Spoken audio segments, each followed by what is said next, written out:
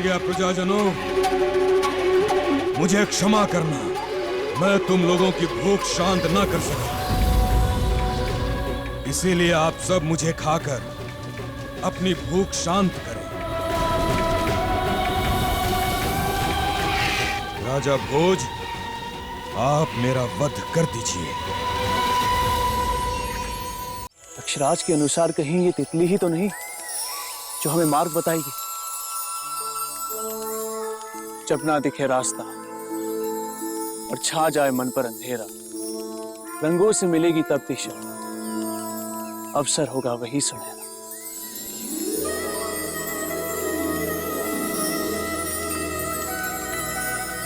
यही है महादक्ष, इसी के पीछे चलते।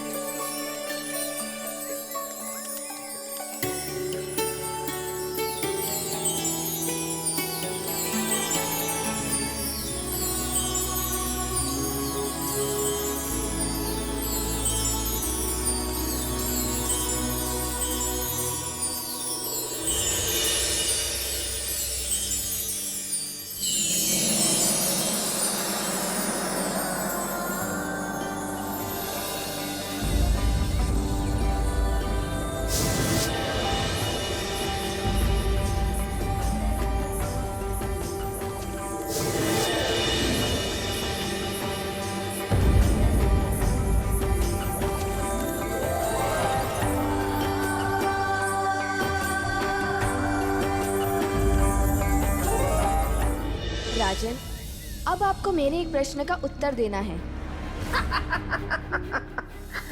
कठिन है, आपका प्रश्न बहुत कठिन है जो आने वाला है। मुझे पता है ना देवी, आपके प्रश्न का उत्तर राजा भोज दे ही नहीं सकते, इसलिए मत पूछिए।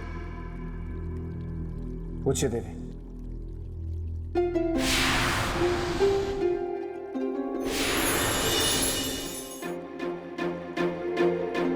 आपको बताना यह है कि कौन थी वो स्त्री, वो कैसी माया थी। देवी, ये उनके काम वासना की परीक्षा थी और इतिहास गवाह है देवी कि अपने लक्ष्य तक पहुंचने के लिए सबसे बड़ा बाधा काम होता है, और देवी काम से पराजित तो देवता तक हुए हैं। मनुष्य किसी भी बाधा को जीत सकता है, लेकिन काम से जीतना उसके लिए मुश्किल ही नहीं, असंभव भी है।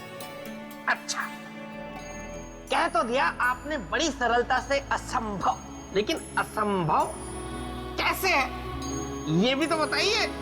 और मुझे पता है कि अब ये असंभव कैसे है, इस प्रश्न का उत्तर आप नहीं दे पाएंगे। क्यों? काम वासना को जीतना असंभव क्यों है? उसे जीतना असंभव इसलिए क्योंकि मनुष्य का मूल काम होता है। सम्राट विक्रमादित्य ने लोक की परीक्षा तो पार कर ली, किंतु अभी काम की परीक्षा पार करना बाकी। बिल्कुल सही। जिस काम वासना से बड़े बड़े देवता और ऋषि मुनि नहीं जीत पाए, क्या सम्राट विक्रमादित्य उसे जीत पाएंगे? या फिर वो उस सुंदर स्त्री के रूप जाल में फंसकर अपने उद्देश्य से भटक जाएंगे? अब क्या करेंगे चक्रवर्ती सम्राट विक्रमादित्य? बोलिए राजन। कि जो काम भावना मनुष्य के चरित्र, व्यक्तित्व, अस्तित्व और बुद्धि को निगल जाता है, क्या सम्राट विक्रमादित्य उसे जीत पाएंगे? देवी, यदि मन पर नियंत्रण हो तो काम की परीक्षा को पार करना संभव नहीं है। यदि सम्राट विक्रमादित्य ने अपने मन पर नियंत्रण पा लिया तो वो सुंदरी के जाल में नहीं फंसेंगे। ठीक है, तो आगे की घटना मैं आपको बताती हूँ।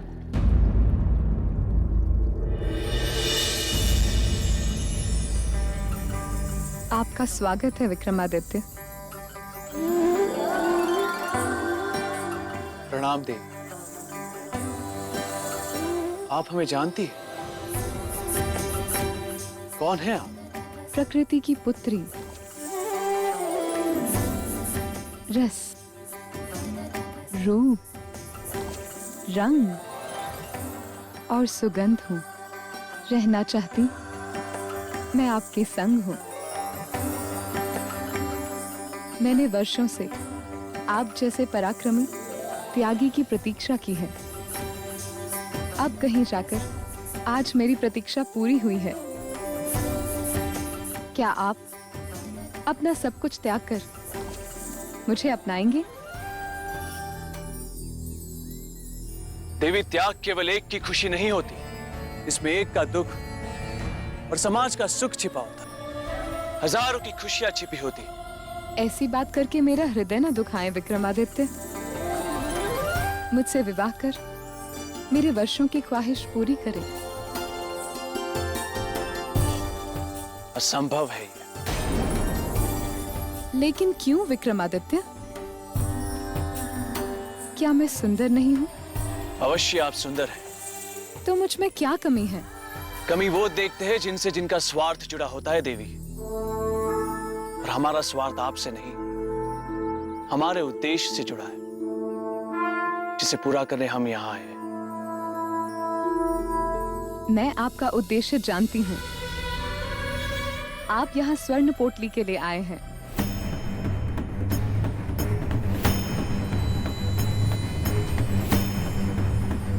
सही जानती है आप। तो आप मुझसे विवाह कर लें और ले जाएं स्वर्ण पोटली। हम स्वर्ण पोटली आपकी कृपा से नहीं, हमारे पराक्रम से प्राप्त करना चाहेंगे।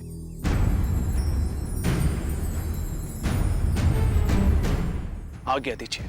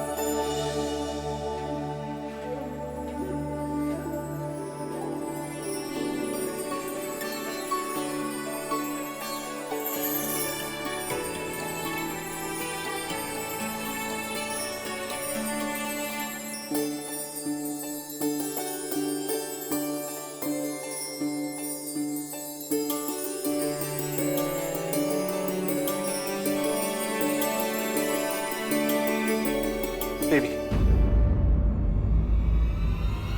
क्षमा करो देवी, पर इस प्रकार का व्यवहार करके हमें लज्जित ना करो। सम्राट, मैं आपको लज्जित नहीं कर रही। मैं तो आपसे विनती कर रही हूँ। आपकी विनती बेकार जाएगी देवी, क्योंकि हम विवाहित हैं और प्रेम हम केवल अपनी पत्नी से करते हैं और सदैव उन्हीं से करते रहेंगे। किसी अन्य स्त्री से प्रेम कभी नहीं। क्षमा कीजिए।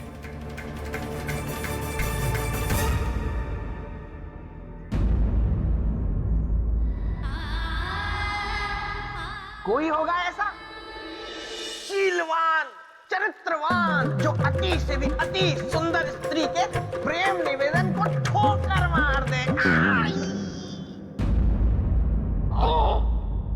बेताला ठीक तो है? मैं ठीक हूँ। मुझे क्या हुआ है? मुझे कुछ नहीं हुआ। ऐसे छोटे मोटे कंकड़ तो मैं फूंक मार कर उड़ा दूं। किंतु इस समय मैं किसी और को फूंक मार के उड़ाने वाली हूँ।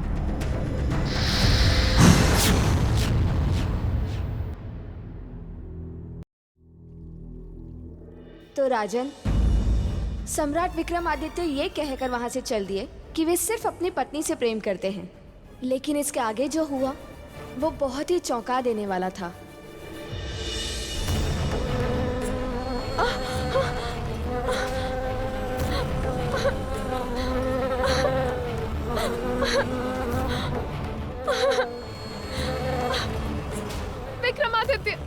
रक्षा कीजिए सम्राट।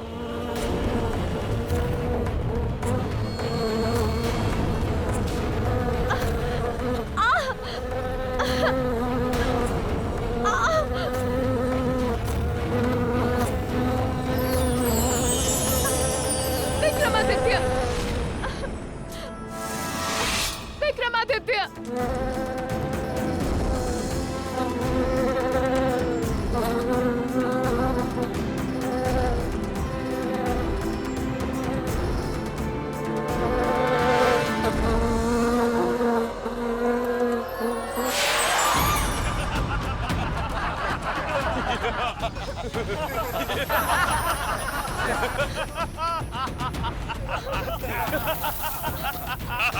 विक्रमादित्य, मेरी रक्षा कीजिए।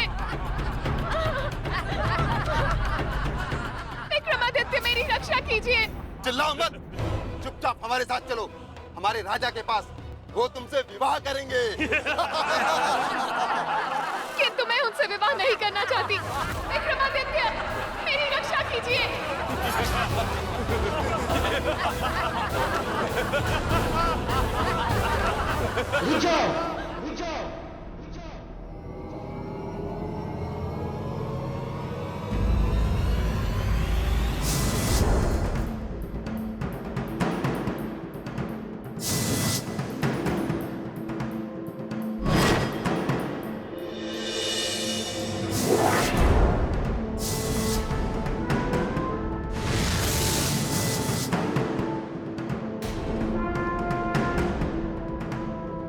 तू कौन होता है हमें रोकने वाला?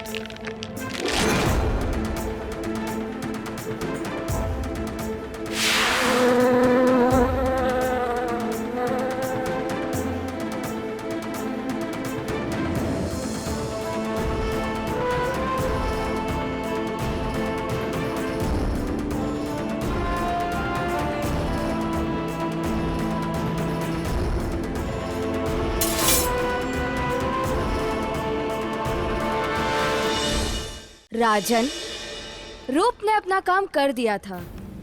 सम्राट विक्रमादित्य उसके रूप पर मोहित हो चुके थे। नहीं देवी, ऐसे त्यागी पुरुष के बारे में ऐसा मत कहिए। क्यों? इसके अलावा और क्या कारण हो सकता है? जिसके अतिरिक्त कारण है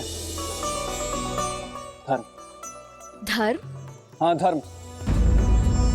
सम्राट विक्रमादित्य ने उस युवती की रक्षा करके अपने धर्म का पालन किया, और स्त्री रक्षा के धर्म का पालन वही कर सकता है जिसकी अपनी इंद्रियों पर बस। देवी, स्त्री रक्षा साधारण मनुष्य के बस की बात नहीं। सही कहा राजा भोज, मेरा मित्र था ही धर्म का रक्षक। अच्छा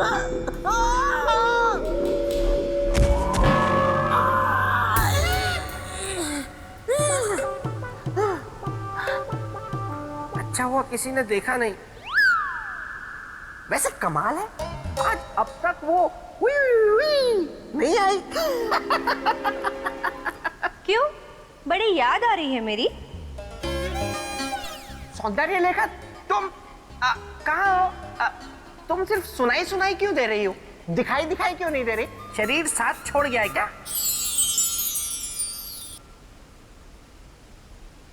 कहाँ हो ये? तो तुम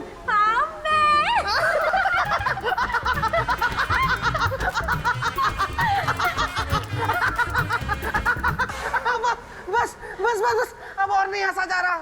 ऐसे नहीं, पहले कहो सौंदर्य लेखा मुझे तुमसे प्यार है, हृदय बेकरार है।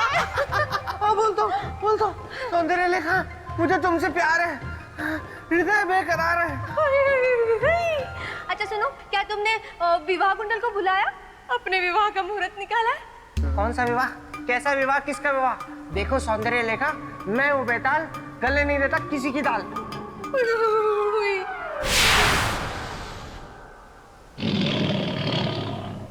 ओहो, अच्छा मुझे बताओ, अगर मेरा भाई शक्ति सुरमा यहाँ आता डोलते डोलते, तो क्या उसके सामने भी तुम यही बोलते? बोलता, और ये भी बोलता कि ऐ शक्ति सूरमा, बना दूंगा मैं तेरा चूरमा। वो होंगे और जो तेरी कद काठी से डर जाते होंगे, लेकिन मैं वो नहीं हूं।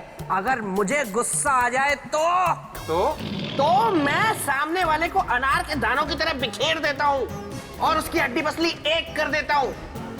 और उसके बाद सौंदर्य लेखा, तुम्हारी आवाज थोड़ी भारी नहीं हो गई?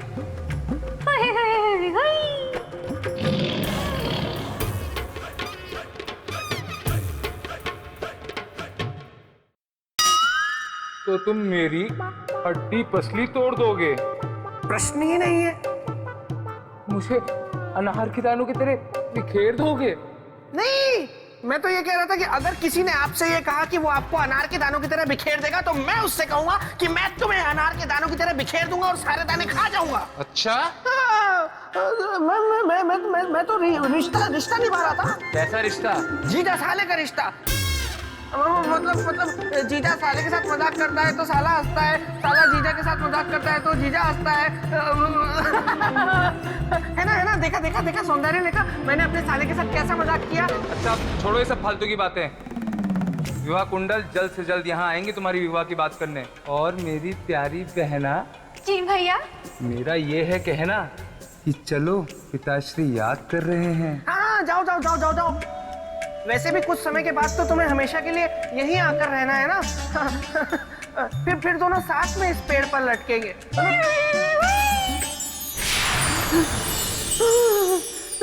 बच गया।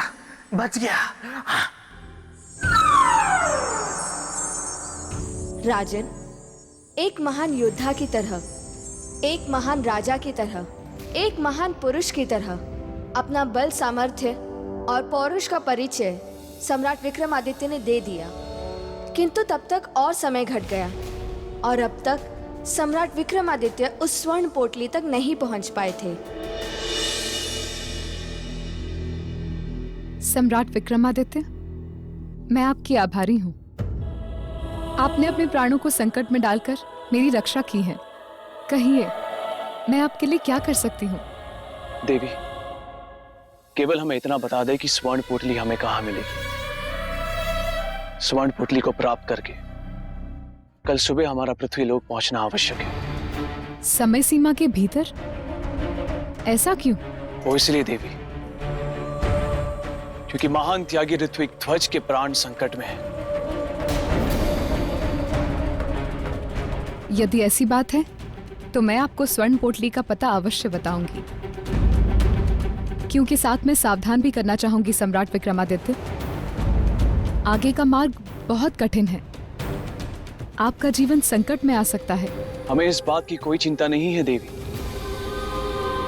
महान दानी ऋत्विक ध्वज के जीवन के सामने हमारा जीवन कुछ भी नहीं।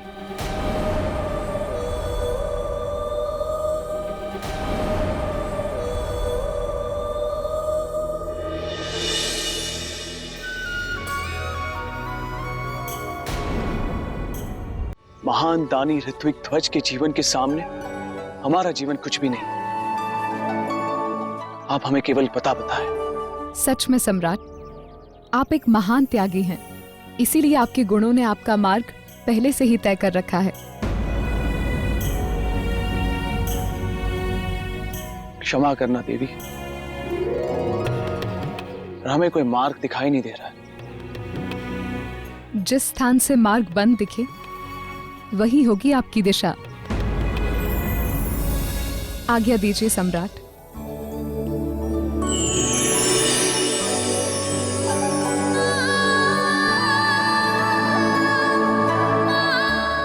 वाह वाह वाह वाह वाह वाह वाह वाह, मजा आ गया, मजा आ गया, आनंद आ गया, मन प्रसन्न हो गया। मतलब जब से समूची सृष्टि का निर्माण हुआ तब से लेकर अब तक मेरे मित्र विक्रमादित्य जैसा राजा कोई दूसरा नहीं हुआ। वाह वाह वाह, धन्य है भारतवर्ष, धन्य है उज्जैनी नगरी और धन्य हूँ मैं जिसे विक्रमादित्य जैसा मित्र मिला। क्या कहते हैं राजा भोज? सच कहा आपने बेटा। सम्राट विक्रमादित्य जैसा राजा ना कभी था और ना होगा। देवी, अगर आप अनुमति दे दें तो मैं राजन से कुछ शब्द कहना चाहता हूँ। हाँ, इसके बाद मैं एकदम चुप रहूंगा, कुछ नहीं कहूंगा, चुपचाप बैठूंगा, लेकिन अनुमति दे दीजिए। ठीक है बेताल, कहिए। हाँ तो राजन, मैं ये कहना चाहता था, इस सृष्टि में दो तरह के पुरुष होते हैं राजन। एक होते हैं ज्ञानी पुरुष और दूसरे होते हैं अज्ञानी पुरुष। ज्ञानी पुरुष वे होते हैं जो सब कुछ जानकर भी अनजान नहीं बनते, और अज्ञानी पुरुष वे होते हैं जो सब कुछ जानकर भी अनजान बने रहते हैं, जैसे आप। क्योंकि आप जानते हैं कि मेरे मित्र जैसा राजा ना तो कोई हुआ है और ना होगा, लेकिन उसके बाद भी आप उसके सिंहासन के पीछे हट किए हुए हैं और देवियों को भी कष्ट दे रहे हैं, है ना देवी? सही कहा ना मैंने? सही कहा या गलत कहा, जो भी कहा बहुत कहा। अब मैं कहूंगी और आप सिर्फ सुनेंगे। तो राजन, सम्राट विक्रमादित्य उस स्वर्ण पोटली को खोजते हुए कठिन रास्ते पर चल पड़े, अपने लक्ष्य की तरफ।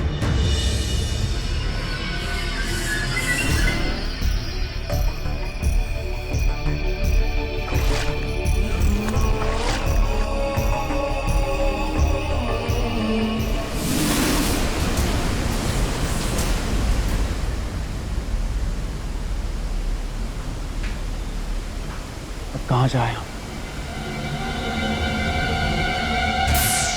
जिस स्थान से मार्ग बंद दिखे वही होगी आपकी दिशा।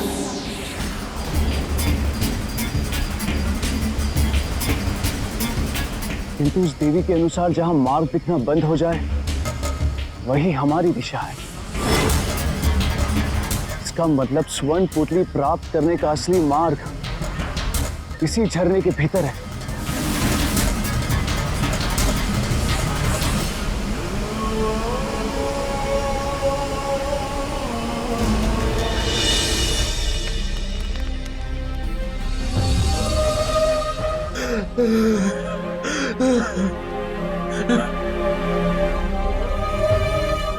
इसका जीवन समाप्त होने में केवल कुछ ही पल शेष हैं। नहीं बचा पाएंगे सम्राट विक्रमादित्य इसका जीवन।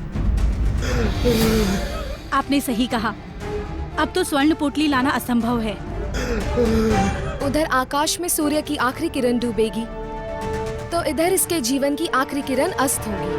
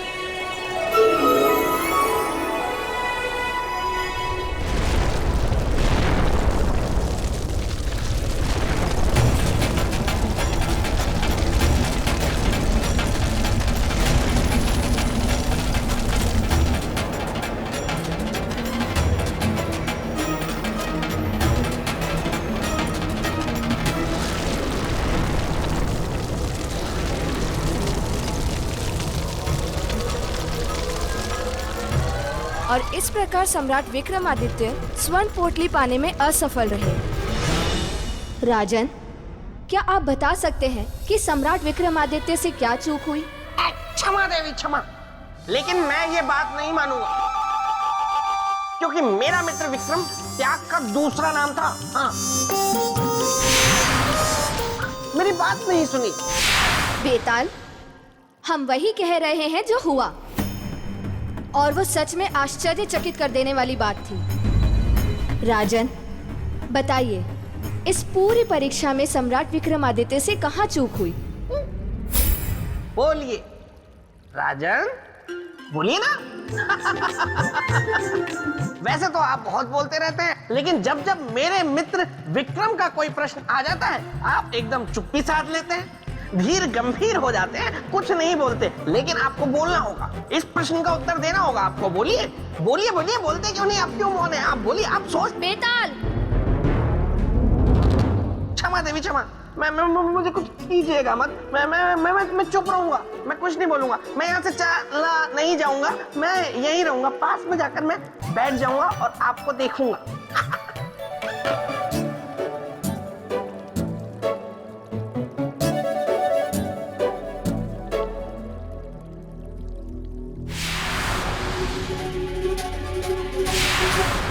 जवाब दीजिए राजन। लक्ष्य को प्राप्त ना करना असफलता नहीं होती देवी। तो क्या असफलता है? हाँ देवी, सच्चे अर्थ में त्यागी पुरुष के लिए सफलता होती है कि मृत्यु को अपने सामने देखकर भी अपने प्रयास से पीछे नहीं हटना। सच्चे त्याग की यही परिभाषा है, दूसरों के लिए जीना और दूसरों के लिए मरना। ऐसे महात्यागी पर संदेह निराधार।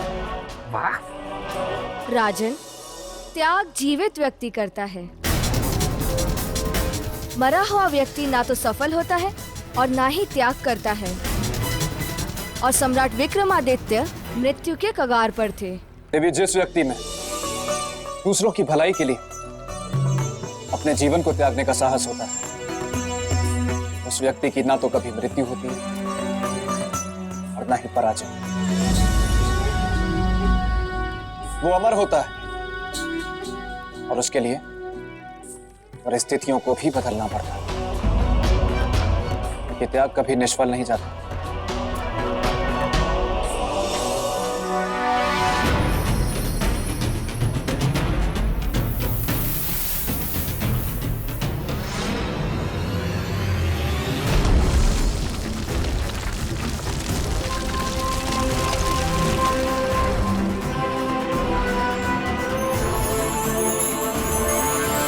अब हमारा संकल्प पूरा हुआ, पहुंच गए स्वर्ण पोटली के पास। अब हमारे मित्र को बचा लेंगे हम।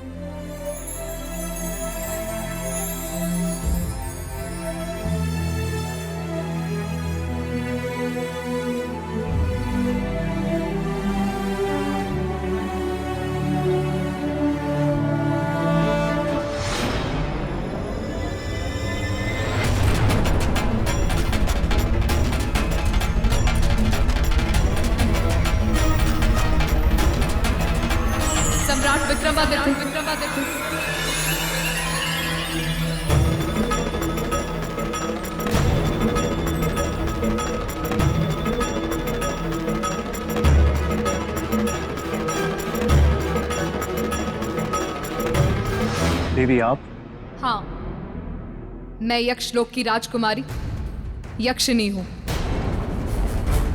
सम्राट, इस पोटली को वापस रख दीजिए, क्योंकि ये स्वर्ण पोटली इस स्वर्ण लोक का आधार है, और आधार के हटने का अर्थ है स्वर्ण लोक का अंत।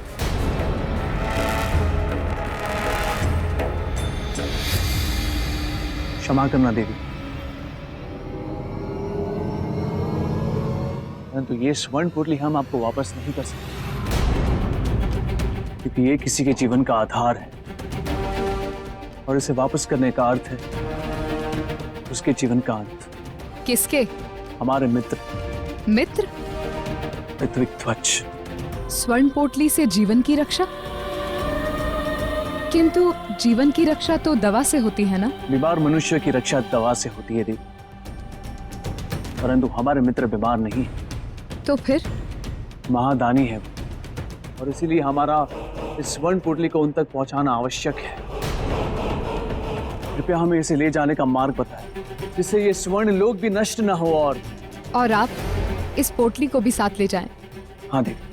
तो फिर इसे यहाँ से ले जाने का एक ही मार्ग है। वो क्या है?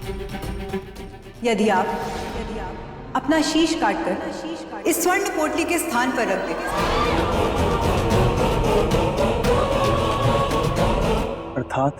अर्थात जिस प्रकार शरीर के लिए शीश महत्वपूर्ण होता है, उसी प्रकार इस स्वर्ण लोक के लिए यह स्वर्ण पोटली महत्वपूर्ण है। यदि आप ऐसा कर पाए तो स्वर्ण पोटली आप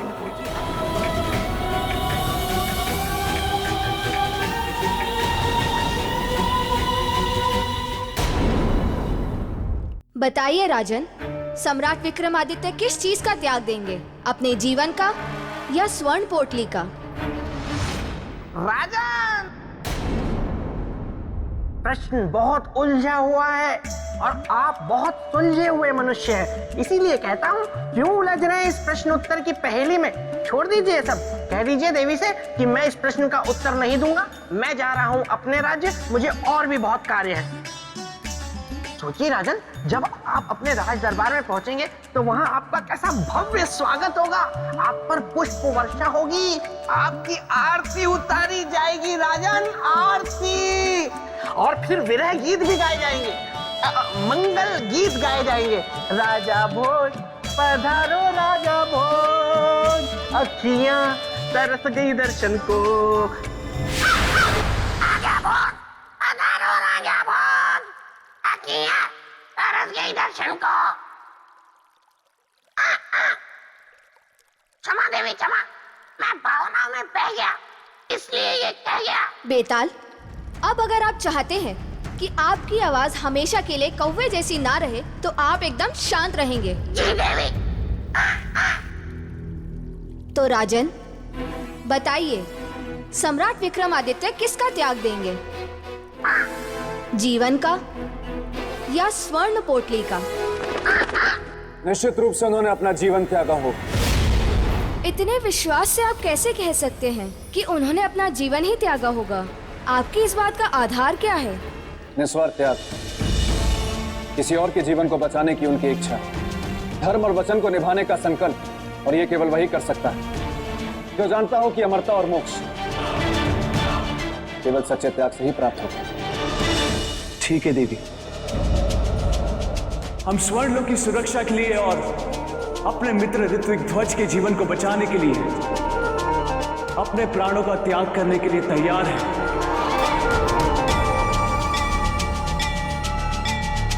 किंतु इसके बदले में आपको मेरा एक काम करना होगा देवी। क्या? हमारी मृत्यु के बाद आपको ये स्वर्ण पोटली हमारे मित्र ऋत्विक ध्वज को जाकर देनी होगी।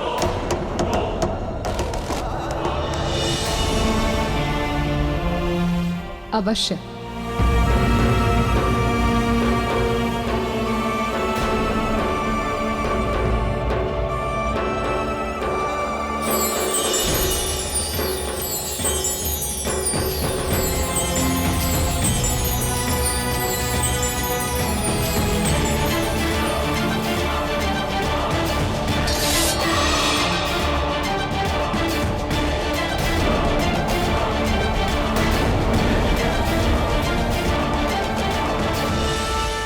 हे परमपिता, अब साक्षी है हमारे इस प्राणों के त्याग के।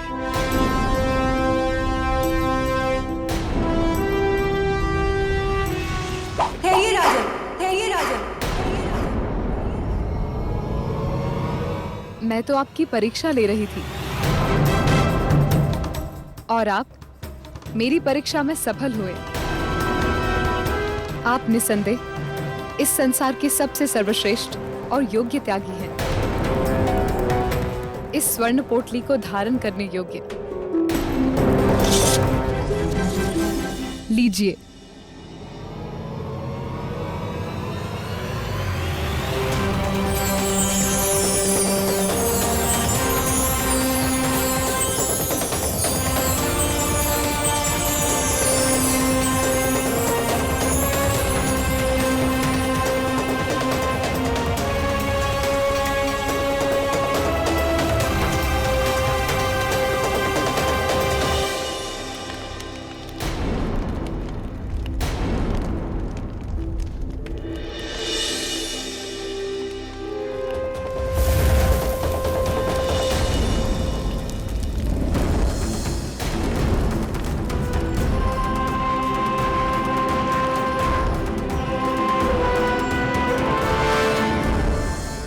आंखें खोलो मित्र।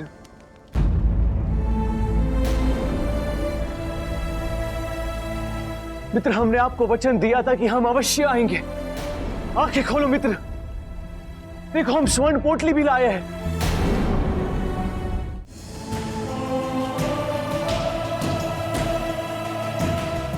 देखिए मित्र, उठिए, आंखें खोलिए मित्र।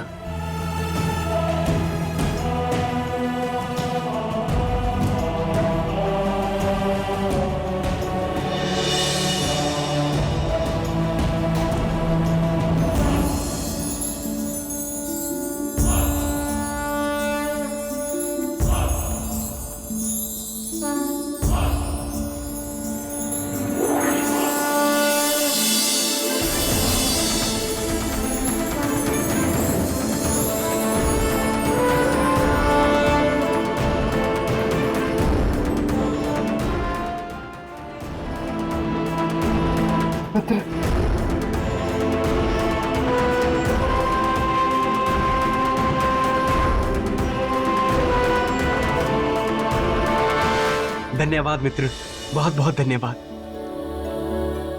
राजन, इस संसार में ना तो आपकी तरह कोई त्यागी है और ना ही भविष्य में होगा।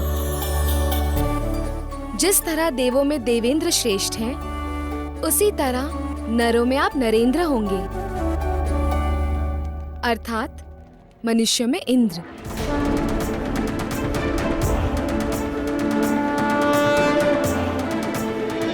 तो ऐसे थे हमारे सम्राट विक्रमादित्य।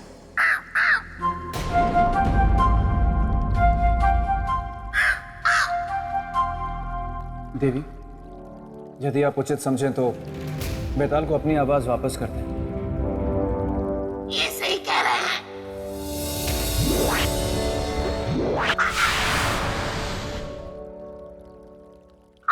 कौवा उड़ गया। धन्यवाद देवी, धन्यवाद धन्यवाद धन्यवाद देवी। हाँ तो राजन, आपने सुना मेरे मित्र की महानता को, उनके त्याग को। ऐसे थे मेरे मित्र, उनके बारे में बहुत कुछ बात।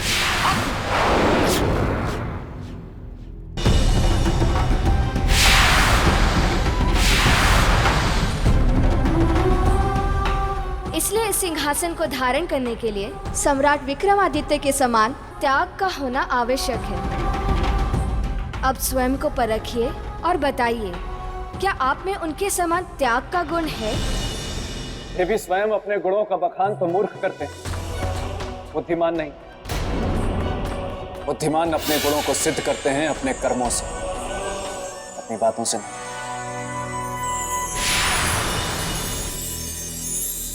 राजा भोज, कोशिश चाहे कितनी भी बार कर लो, बातें चाहे कितनी भी बड़ी बड़ी कर लो, लेकिन मेरे रहते मेरे मित्र के सिंहासन पे तो नहीं बैठ पाओगे।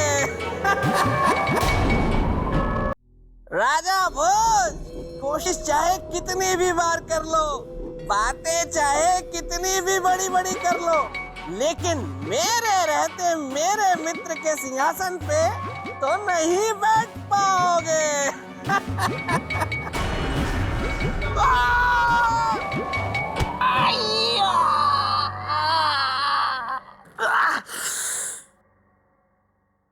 अच्छा हुआ किसी ने देखा नहीं।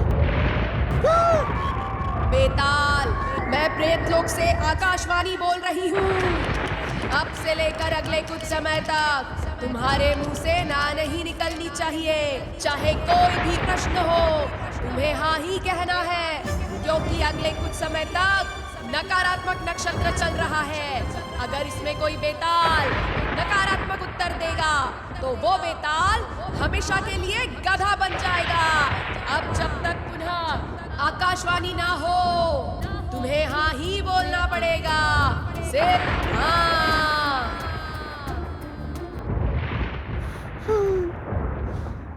क्या हुआ?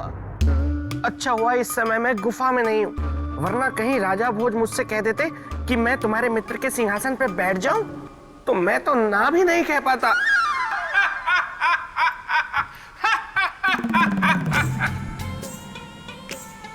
विवाह कुंडल तुम? हाँ, मैं विवाह कुंडल प्रेत लोक में बनाता हूँ जोड़े, कुछ ज्यादा कुछ थोड़े। तो जाके जोड़े बनाओ प्रेत लोक में, यहाँ क्या करने आए हो?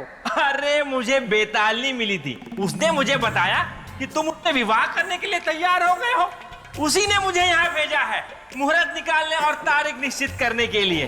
पर उससे पहले मैं सुनिश्चित कर लूं तुम्हारे मुख से, क्या तुम मुझसे विवाह करने के लिए तैयार हो? तुम्हें हाँ ही बोलना पड़ेगा, अन्यथा तुम हमेशा के लिए गधे बन जाओगे। क्या करूं? ना भी तो नहीं बोल सकता। अरे बोलो। हाँ। अरे वाह वाह वाह वाह वाह, इसका मतलब मैं जो मुहूर्त निकालूंगा उसमें तुम विवाह करने के लिए तैयार हो? हाँ। क्या तुम वादा करते हो कि तुम अपनी बात से नहीं पलटोगे? अरे कोई तो प्रश्न ऐसा करो जिसका उत्तर हाँ या ना में ना देना पड़े।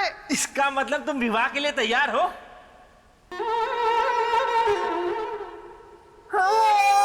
वाह वाह वाह वाह वाह, अगली पूर्णमासी को तुम्हारा विवाह सौंदर्य लेखा के साथ निश्चित हुआ है। अब मैं चलता हूँ। ये मेरे साथ क्या हो रहा है? जिस समय मैं ना बोल ही नहीं सकता, उसी समय इस विवाह कुंडल को भी आना था। बिल्कुल सही कहा आपने।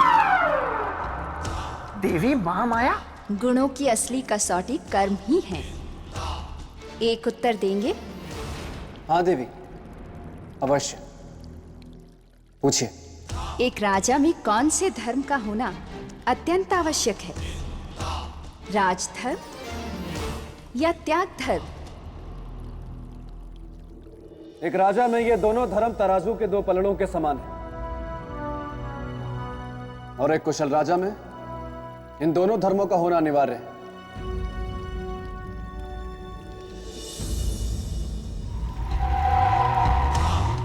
किंतु आपकी दृष्टि में इन दोनों में बड़ा कौन है?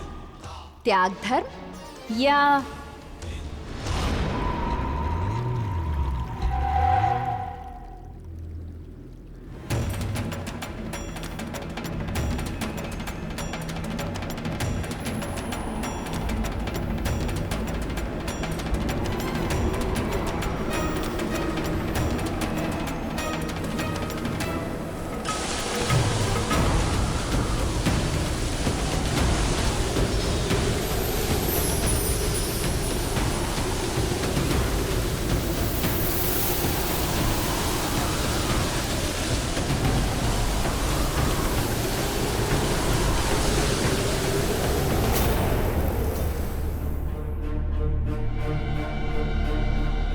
ये कहां पहुंच गया?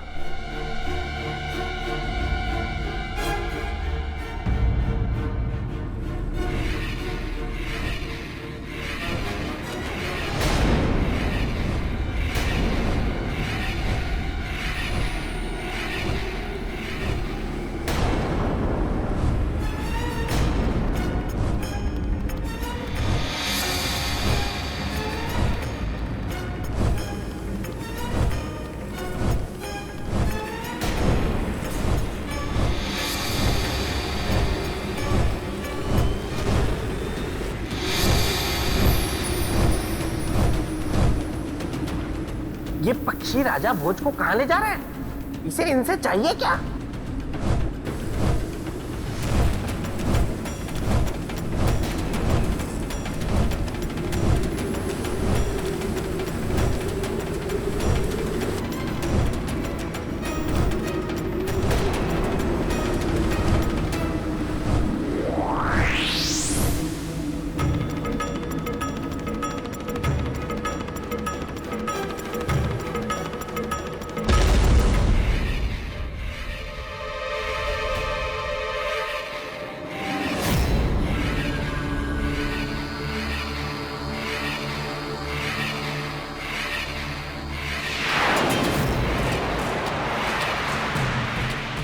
ये कौन सा स्थान है और ये कहाँ आ गया मैं?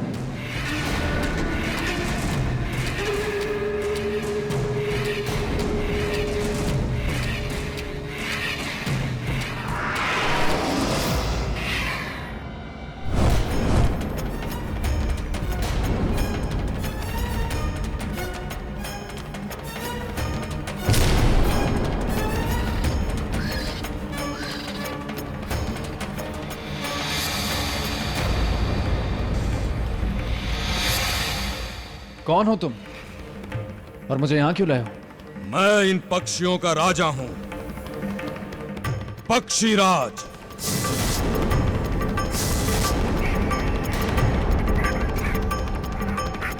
मैं तुम्हें इनके भोजन के लिए यहां लाया हूं। तुम्हें इनका आहार बनना होगा। कैसे बनोगे ये तुम बताओ, अपने प्राण को त्याग कर या हमारे बल प्रयोग से मरकर? पक्षीराज, ना तो बल प्रयोग करने वाला बलशाली होता है, न मजबूरी में त्याग करने वाला त्याग। दोनों ही परिस्थितियों में हम में से कोई भी महान नहीं होगा। तुम्हारे कहने का तात्पर्य क्या है? कहने का तात्पर्य यह कि जो बलवान होता है वो सामने वाले को बराबरी का मौका देता है, और जो त्यागी होता है वो स्वेच्छा से त्याग करता है। स्पष्ट बोलो।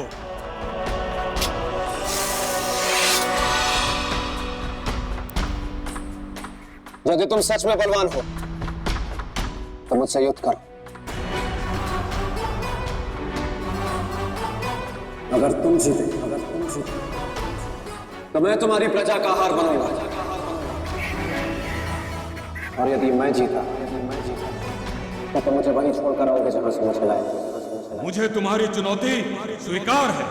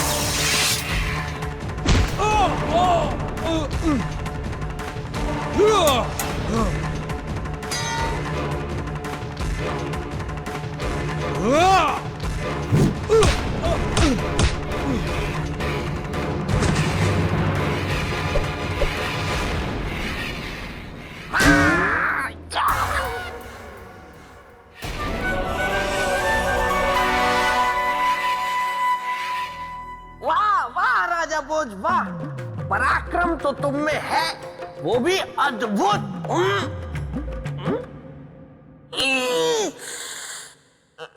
तो इसमें क्या है? हाँ, मेरा मित्र विक्रम था ना, वो तो इससे कई गुना ज्यादा पराक्रमी था।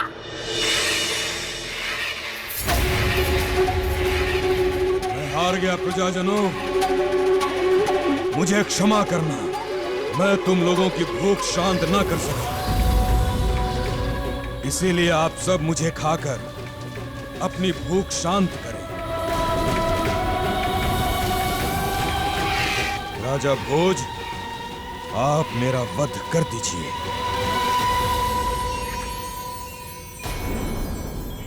नहीं पक्षीराज, आप ऐसा नहीं करेंगे। आप एक राजा, और राजा का कर्तव्य होता है प्रजा का पालन करना।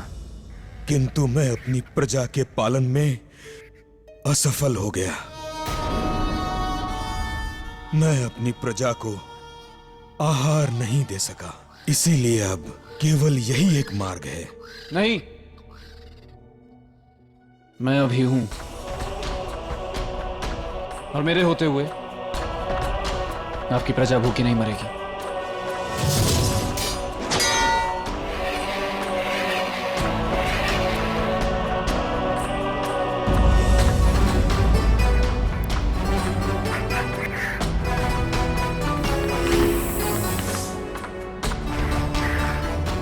आपके पक्षी अब मुझे भोजन के रूप में ग्रहण करें। नहीं नहीं, ये नहीं हो सकता। अरे राजा भोज को पता नहीं है कि उसने अपने प्राणों को कितने बड़े संकट में डाल दिया है। अपने प्राणों का त्याग करेंगे मुझसे जीतने के बाद भी? हाँ।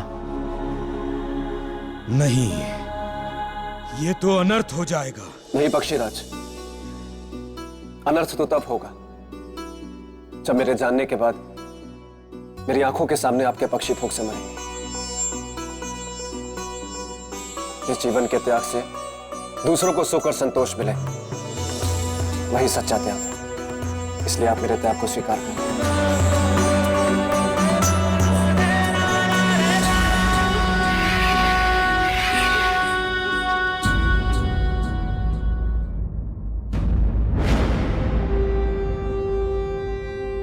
आइए पक्षियों, मुझे अपना आहार बनाकर अपनी भूख शांत करिए।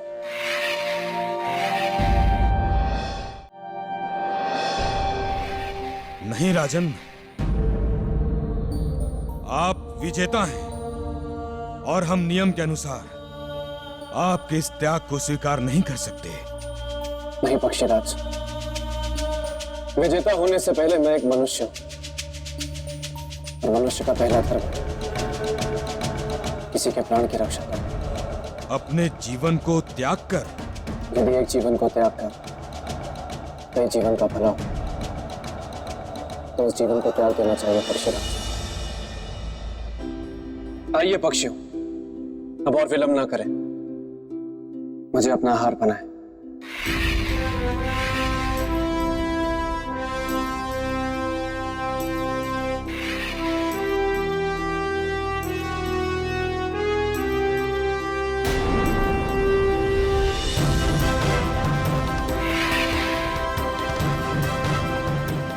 त्याग के अर्थ को जानना और उसे जीवन में उतारना दोनों खूबियां जानते हैं राजा भोज, और एक सच्चे त्यागी की यही तो पहचान है।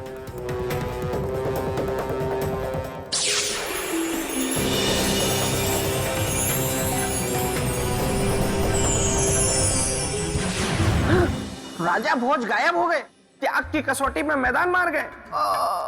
अब ये कहीं इस गुण का प्रमाण भी दे ना दे और सिंहासन की अगली सीढ़ी ना चढ़ जाए। जरूर गुफा गए होंगे, मैं भी वहीं पहुंचता हूँ, पर कहीं ये मुझसे ये ना कह दे कि अब मैं इस सिंहासन पे बैठूंगा, तो मैं तो मना नहीं कर पाऊंगा। क्या कहते हो मेरे परम प्रिय मित्र पेड़? क्या वो आकाशवाणी सौंदर्य लेखा की सहेली है? सौंदर्य लेखा के कहने पे उसने मेरे साथ ऐसा मजाक किया, और विवाह कुंडल भी इनसे मिला हुआ है। ये बात तो मुझे पहले नहीं बता सकते थे। चलो ठीक है, आने दो अब उस विवाह कुंडल को या सौंदर्य लेखा को, मैं बताता हूं। गोलू, दिखाओ मुझे।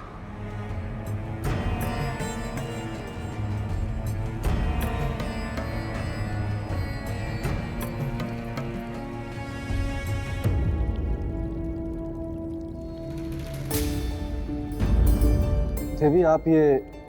हाँ, मैं कबूतरों को भोजन दे रही हूँ,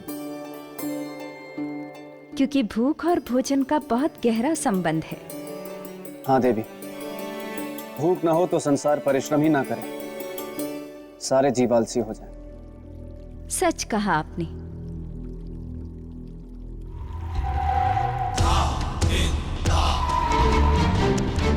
अच्छा, मैंने आपसे एक प्रश्न पूछा था। क्या? कौन सा धर्म बड़ा है, राजधर्म या त्याग धर्म? प्रणाम देवी, मैं आ गया। बेताल, तुम फिर से यहाँ आ गए? व्यवधान डालने में तुम्हें आनंद आता है क्या? नहीं नहीं नहीं नहीं नहीं, वो तो देवी जब भी मैं आपको देखता हूँ ना, तो मेरे मन में आपसे मिलने की अभिलाषा उछल पड़ती है, तो मैं यहाँ कूद जाता हूँ। मैं कोई राजा भोज से मिलने थोड़े ही आता हूँ। वैसे भी जिसका मित्र विक्रम हो, वो राजा भोज से मिलने क्यों आएगा? वैसे राजन, देवी ने आपसे जो प्रश्न पूछा है ना, उसका उत्तर बहुत कठिन है ना देवी? बेताल, प्रश्न मैंने पूछा है, उत्तर सरल है या कठिन, उसकी चिंता तुम्हें करने की कोई आवश्यकता नहीं। नहीं, लेकिन देवी मैं तो ये बेताल,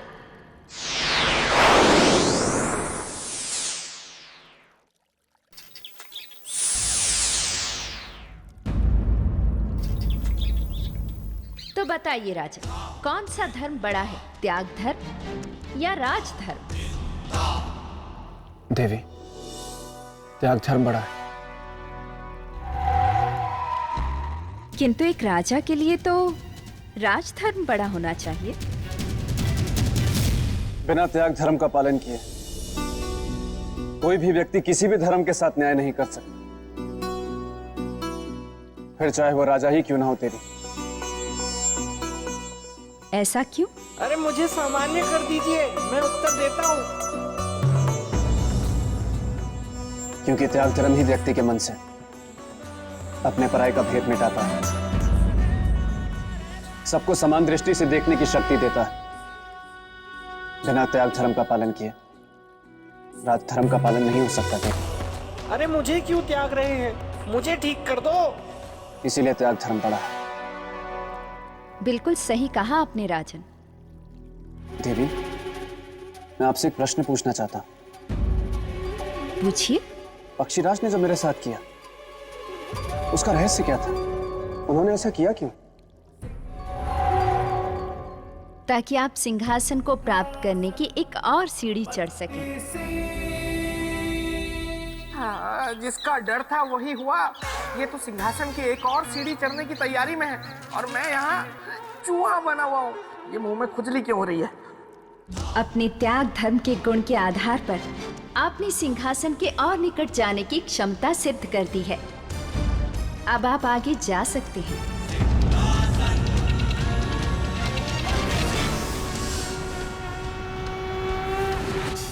किंतु याद रहे, आगे भी आपको इन्हीं गुणों और योग्यताओं को बनाए रखना होगा। आपकी इस बात को सदा ध्यान में रखूंगा देवी।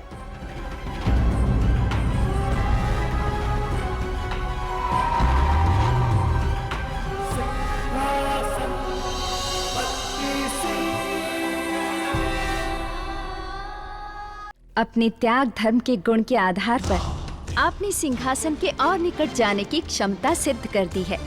अब आप आगे जा सकते हैं।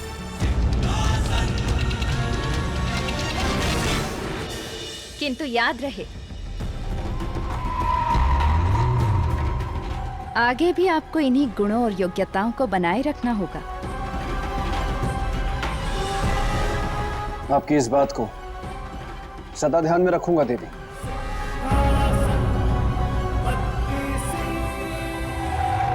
क्षमा देवी, क्षमा, कृपा करके मुझे सामान्य करती जाइए। देवी, मैं सम्राट विक्रमादित्य का मित्र हूँ, मेरे साथ ऐसा मत कीजिए। ये चूहा बन के कब तक रहूंगा?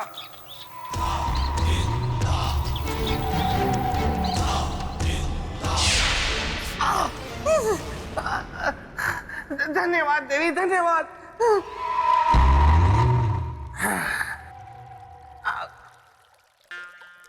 राजन, आप फिर से भ्रमजाल में फंसे। मैं अब भी आपको कह रहा हूं कि अपने मन में उठ रहे इस झूठे स्वप्न को भूल जाइए, क्योंकि आप कभी सम्राट विक्रमादित्य के सिंहासन तक नहीं पहुंच सकते।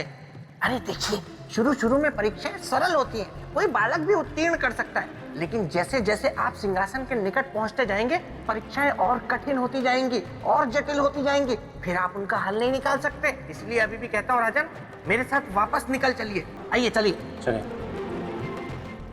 राजन, राजन, राजन,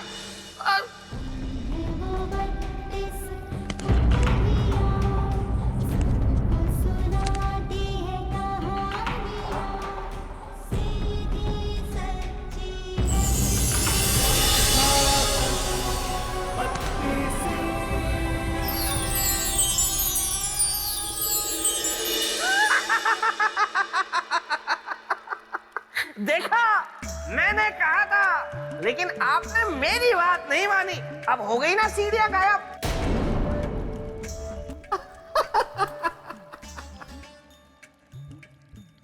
बेताल, मैं जानता हूं ये एक साधारण सिंहासन नहीं है। तुम्हारे मित्र चक्रवर्ती सम्राट विक्रमादित्य का असाधारण सिंहासन है। वही तो।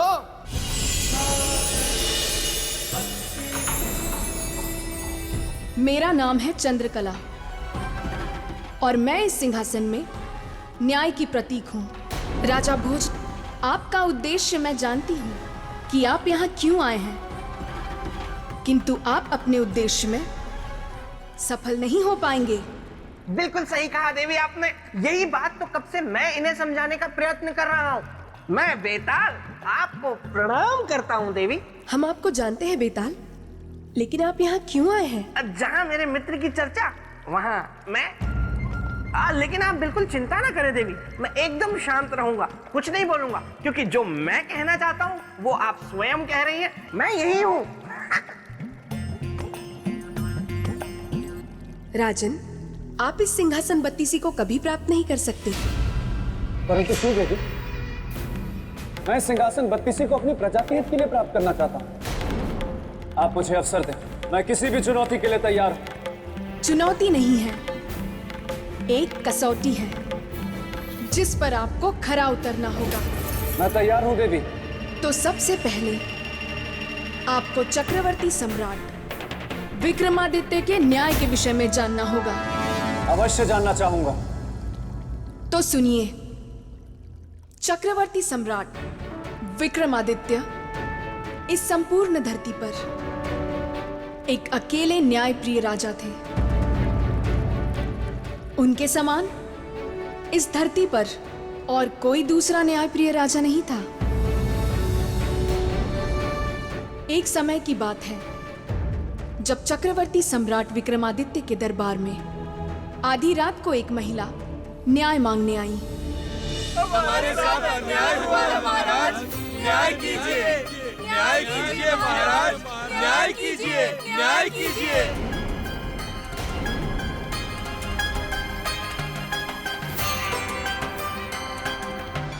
बताइए देवी, क्या अन्याय हुआ है आपके साथ? सम्राट, मेरे पति की हत्या की गई है।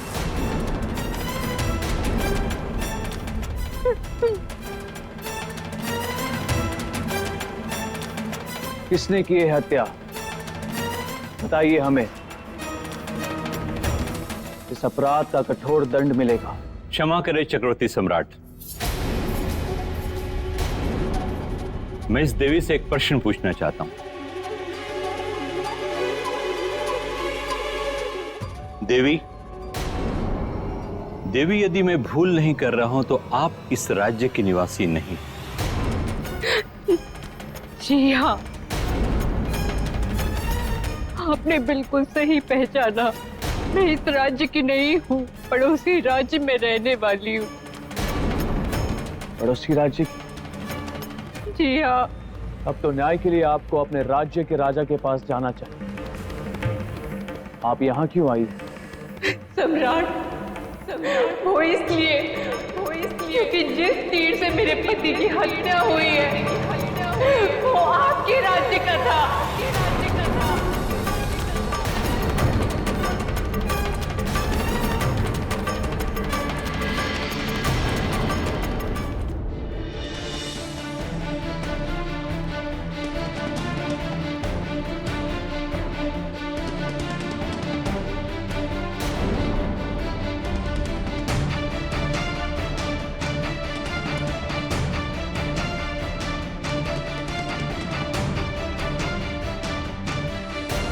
हमारे राज्य का तीर?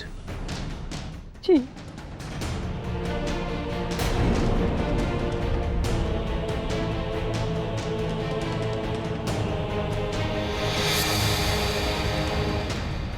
ये वही तीर है सम्राट, जिससे मेरे पति की हत्या हुई है।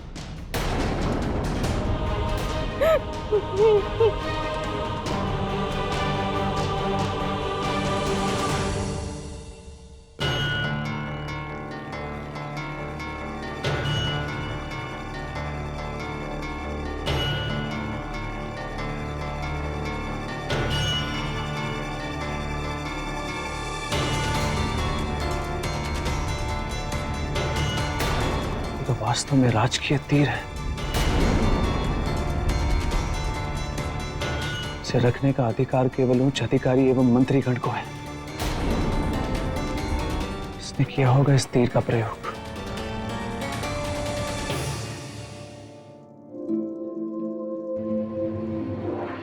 आप निश्चिंत रहे देवी, आपके पति के हत्यारे को अवश्य दंड मिलेगा।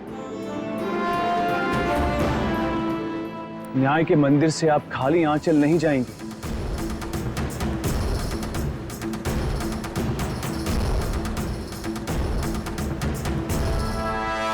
सम्राट के सामने था एक प्रश्न बड़ा, विराट न्याय का रूप खड़ा।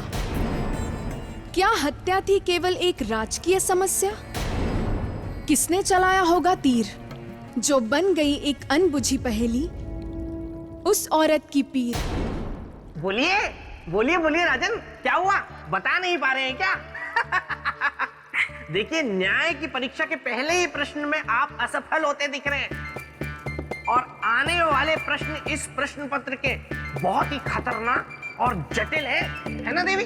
अभी प्रश्न पत्र हमने पूरा खोला भी नहीं है। आगे क्या हुआ ये बताया नहीं है और तुम्हें पहले से ही ज्ञात है, तो तुम ही बताओ आगे क्या हुआ।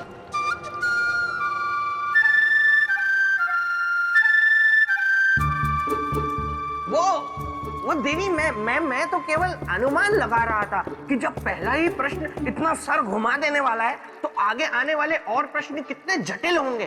तो मैं राजा भोज को सलाह दे रहा था क्योंकि मैं इनका शुभ चिंतक हूं ना। आप बोलिए, मैं जाता हूं। तो बताइए राजन, ऐसी स्थिति में जब हत्या की शक की सुई चक्रवर्ती सम्राट विक्रमादित्य के किसी अत्यंत निकट व्यक्ति पर घूम रही हो, तो क्या सम्राट ने निष्पक्ष न्याय किया होगा? सम्राट ने निष्पक्ष न्याय किया होगा? बिल्कुल किया होगा देवी, क्योंकि जब एक राजा अपने न्याय के सिंहासन पर बैठता है तब वो राजधर्म से बंधा हुआ केवल एक सम्राट होता है जिसकी दृष्टि में सभी समान होते। यदि कोई सामने होता है तो वो होता है न्याय, वो अपराधी और उसके दंड का विधान।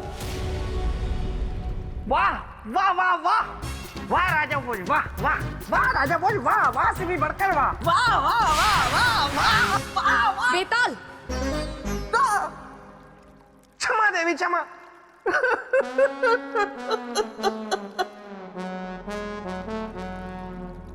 देवी, ये जानकर कि वो तीर राजकीय है और सम्राट के किसी निकट व्यक्ति ने चलाया है, तो सम्राट ने क्या किया? राजन, सम्राट विक्रमादित्य ने अपने मंत्रियों की एक सभा बुलाई। तो आप सबका कहना है कि आप में से ये तीर किसी का भी नहीं है? नहीं सम्राट। ठीक, फिर सत्य का पता वो लुहार ही बताएगा जिसने ये तीर बनाया है। परंतु याद रहे, सत्य सामने आ जाने के बाद दंड दुगना और कठोर होगा। एक हत्या के अपराध का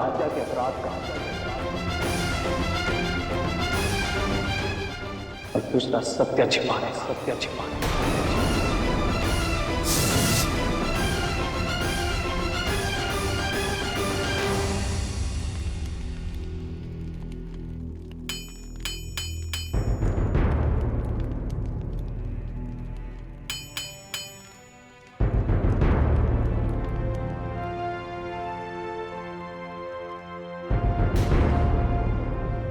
सम्राट की जय हो। सम्राट, आप यहाँ कारखाने में मुझे आदेश करके बुलवा लिया होता, आपने क्यों कष्ट किया? नीति कहती है कि प्यासे को ही कुएं के पास जाना चाहिए, सो हम आ गए। क्षमा कीजिएगा महाराज, मैं कुछ समझा नहीं। आप सब समझ जाएंगे।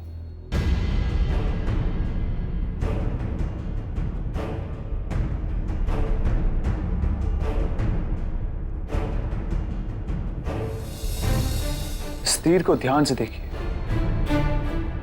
और बताइए कि ये तीर आपसे किसने बनवाया है? सम्राट, है तो लोहार, हमारे लिए एक तीर ऐसा बनाएं जिसका निशाना कभी चूके ना, और जिसको लगे उसका जीवन ले ले। जी महारानी।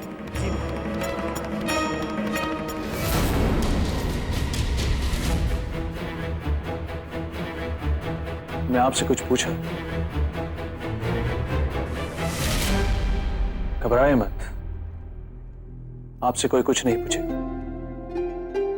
आप केवल हमें बताइए। मुझे अच्छी तरह से याद है महाराज, ये तीर मैंने महारानी जी के कहने पे बनाया था। महारानी जी जब शस्त्राभ्यास के लिए गुरुजी के पास जाती थी, उस समय मैंने ये तीर उन्हें बना कर दिया था। देखा, न्याय की जैसी परीक्षा मेरे मित्र विक्रम के सामने आई, वैसी परीक्षा किसी के सामने ना आए। देवी कितने पते की बात कह रही हैं? बेताल, हमने सुना है कि आप प्रेत भूमि में रहते हैं। सही सुना है देवी। और हमने तो ये भी सुना है कि आप बहुत हट्टी हैं। गलत सुना है देवी। देखिए, अब सम्राट विक्रमादित्य की कहानी सुनकर आप फिर से भावुक न हो जाए, इसलिए आपका प्रेत भूमि में वापस जाना आवश्यक है। नहीं नहीं देवी, ऐसा मत कीजिए, मुझे यहाँ रहने दीजिए ना देवी।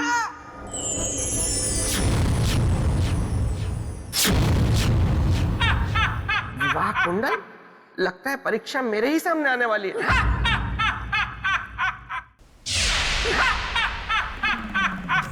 अरे बधाई हो बेताल, बधाई हो, तुम्हारे विवाह का मुहूर्त निकल चुका है। अरे इस कोने से बाहर निकलो, देखो प्रेत लोक में कैसे विवाह की तैयारियां चल रही हैं धूमधाम से। तुम शायद भूल रहे हो विवाह कुंडल, मैं हूँ बेताल, गलने नहीं दूंगा किसी की दाल। बेताल, विवाह के लिए तुमने स्वयं हाँ कहा था, अब तुम नहीं कर सकते इनकार, करना ही होगा मुझे स्वीकार। आओ आओ सौंदर्य लेखा, तुम्हारी ही कमी थी, अकेली आई हो, अपनी सहेली को साथ नहीं लाई। कौन सहेली? आकाशवाणी, जिसने तुम्हारे कहने पे झूठी आकाशवाणी की थी और विवाह कुंडल के साथ मिलकर मुझसे धोखे से विवाह के लिए हाँ करवाई, और धोखे से कराई गई हाँ हाँ नहीं होती।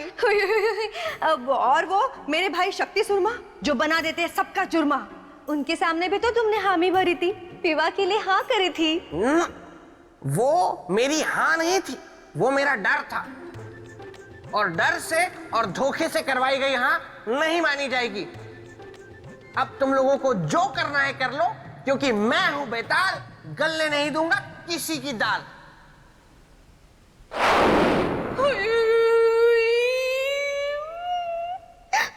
चिंता मत करो बेताली, मेरा नाम भी विवाह कुंडल है। मेरे दिमाग में एक युक्ति है, कान यहाँ लाओ।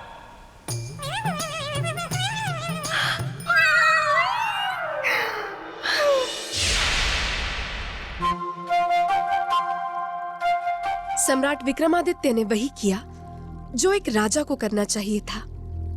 वो सीधे आ पहुंचे महारानी चित्रलेखा के पास, जो सैन्य अभ्यास कर रही थी।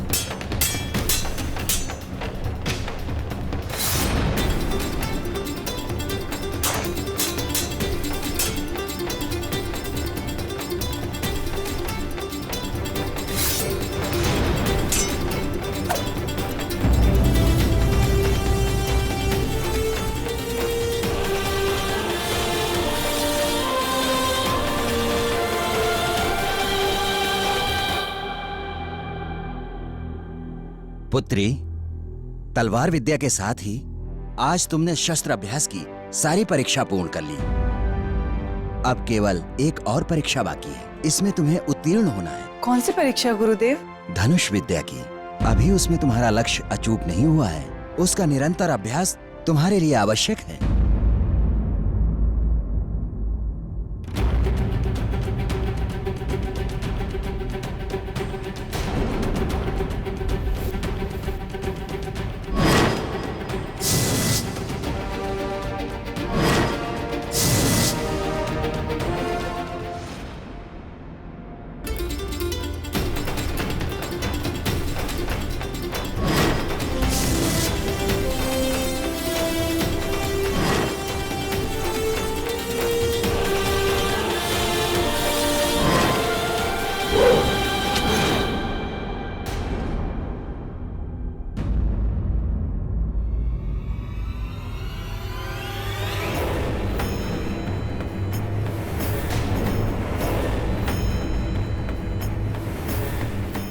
सम्राट, आप यहाँ पर आने का कोई विशेष कारण?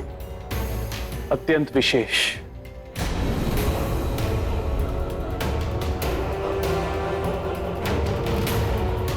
प्रणाम गुरुदेव।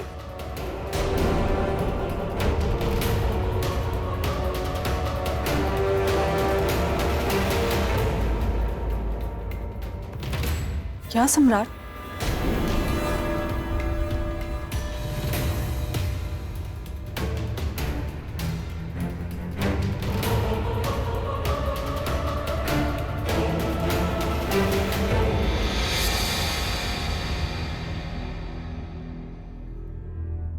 इस तीर को पहचानती है आप?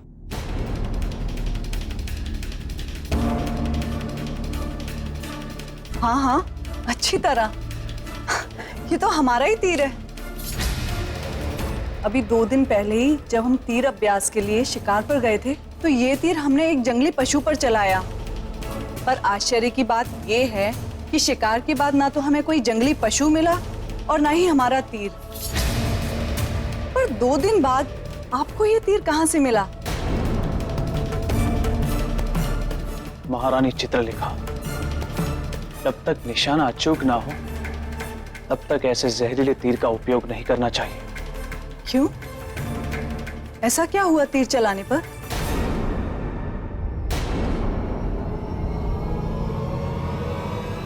बंदी बना लिया जाए इन्हें।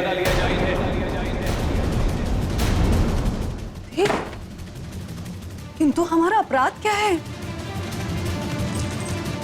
ये सब क्या है? आप हमें बताइए, हमारा अपराध क्या है? एक निर्दोष मनुष्य की हत्या की है आपने। हत्यारिन है आप, हत्यारिन है।